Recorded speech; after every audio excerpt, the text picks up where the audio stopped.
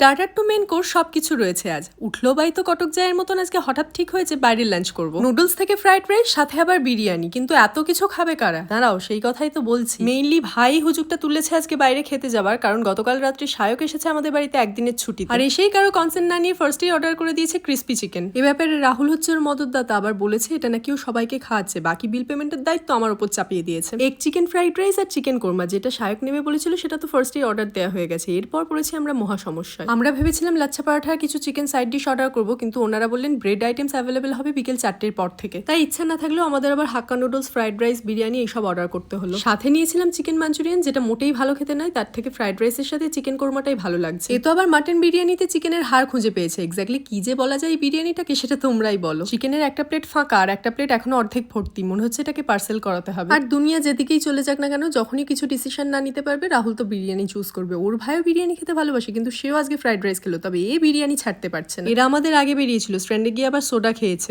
এইবার খাওয়া দাওয়া পর্ব মিটিয়ে আমরা যাচ্ছি একটা কাজে। এসি থেকে বেরিয়ে রোদ মনে হচ্ছে গায়ে ফুটছে। ভাই আর ন্যানো মিলে সায়ককে স্টেশনে ছাড়তে যাচ্ছে, ও ট্রেনে ফিরবে, আমি আর রাহুল বাইকে ফিরবো। এবার যে কাজ মেটাতে এসেছি অ্যাডিডাস শোরুমে, সেটা কাজ নাকি অকাজ কি বলবো জানি না। এই জুতোটা অনিচ্ছা সত্ত্বেও আমাকে নিতে হলো, কারণ রাহুল তার আগের দিনই একটা জুতো নিয়ে চলে গেছে, সেটা সাইজ ওষুর জন্য আবার এক্সচেঞ্জ করতে এসেছে। অনিচ্ছাই বলছি, বাট অপছন্দ বলছি না, ইচ্ছা নেই একটাই কারণে। এত দামি জুতো এখন কেনার কোনো মানেই হয় না। এই যেমন টুপিটা আমার খুব কুল লাগছিল, but I can resist myself, but রাহুলের কাছে তো শখের দাম লাখ টাকা। এইবার শখ পূরণের ক্রীড়াটা আমার উপর দিয়ে গেল, আর মনে খুশি বুকে ব্যথা দুটোই একসাথে হচ্ছে এই গিফট পেয়ে। তোমরা আমার সিচুয়েশন বুঝলে লাইক আর সাবস্ক্রাইব করে দিও প্লিজ।